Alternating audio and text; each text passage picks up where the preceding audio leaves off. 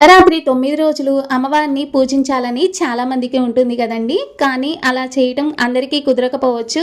అలాంటి వారి కోసం అమ్మవారికి విశేషమైన రోజు వచ్చేసి పంచమి అనమాట. జూలై 10 బుధవారం ఉదయం 6:27 మనకు పంచమి గడియలు అనేవి ప్రారంభమవుతుందండి. ఈ 9 రోజులు పూజ చేయలేని వారు కనీసం ఈ ఒక్క రోజైనా పూజ చేస్తే చాలా మంచిదండి.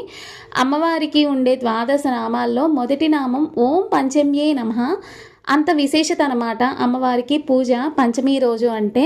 వారాహి అమ్మవారిని రాత్రి సమయంలో పూజించినట్లయితే విశేషమైన ఫలితం ఉంటుందండి.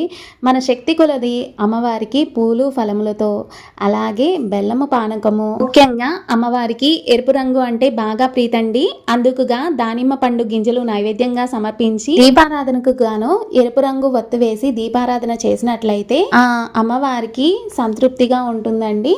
అలాగే అమ్మ